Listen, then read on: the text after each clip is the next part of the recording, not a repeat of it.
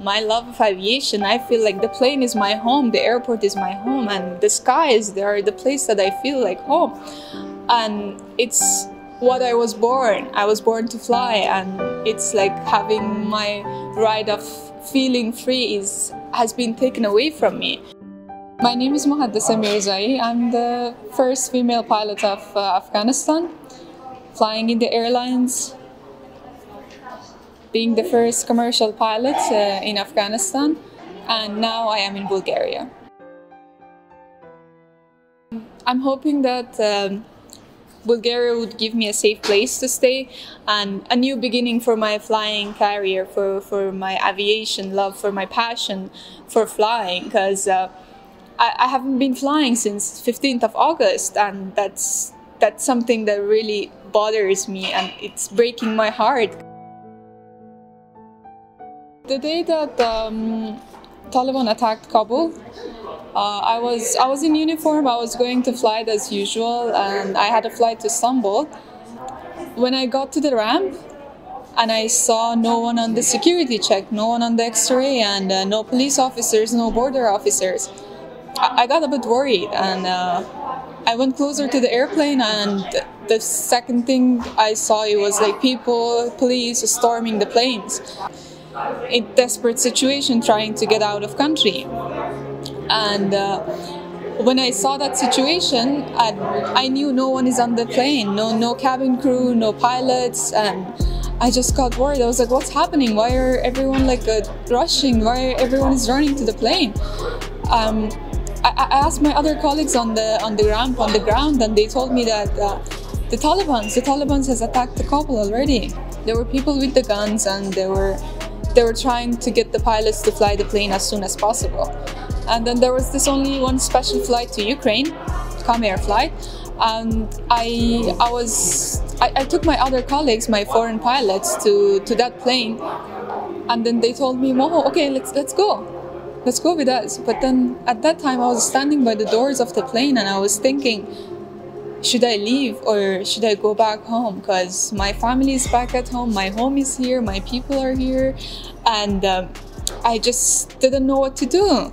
I was constantly in contact with the office, and they told me that they are inside the airport and there is no way of going back. So that's how I got inside the plane to Ukraine, and from Ukraine I was told by the authorities to come to Bulgaria, since I had a valid visa for Bulgaria.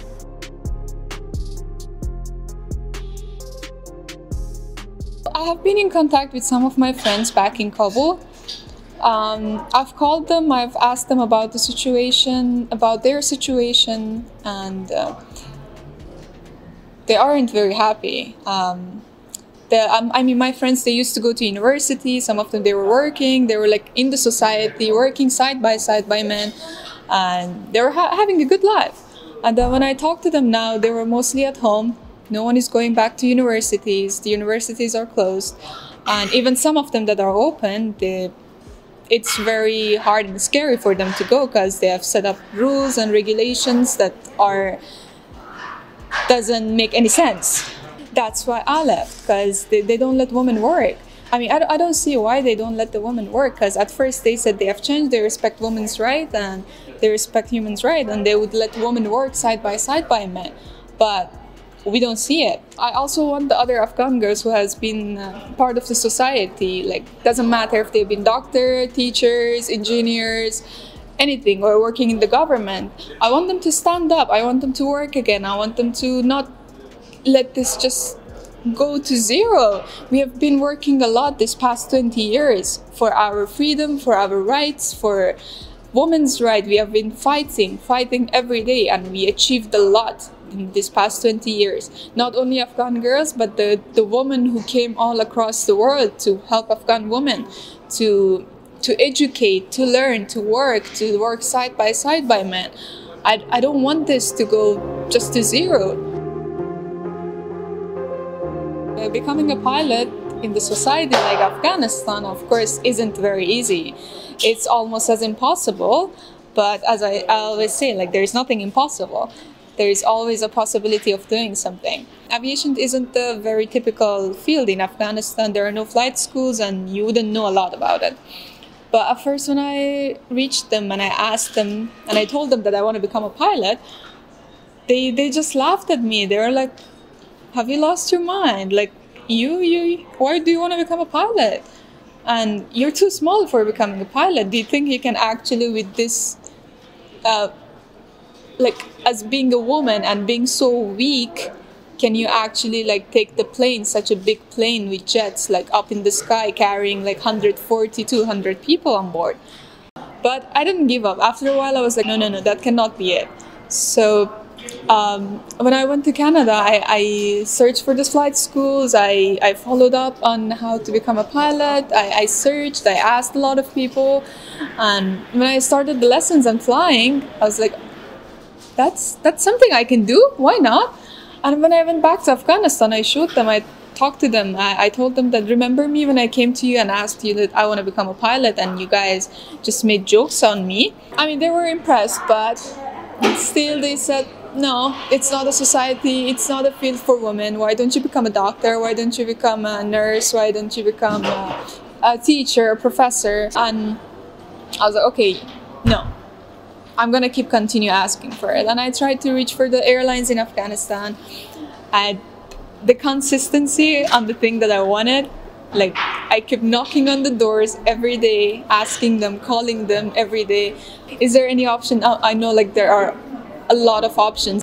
And finally one day they were like, okay, let's try this. And then I didn't let them down. I did my studies, I did my flying. It was a very, very short time and kind of like integrated studying and flying, which I did, and successfully I came back to Afghanistan and I was flying, I was trained. They were impressed because at first they were like, we are taking a risk, we are not sure if you can do it. So I opened this door of opportunity for all the girls, not just for Afghan girls, but also for the girls around the world, that aviation is not only for men. Becoming a pilot is not just for men. Like women, we are part of this society. We can also be part of aviation. We can become a pilot.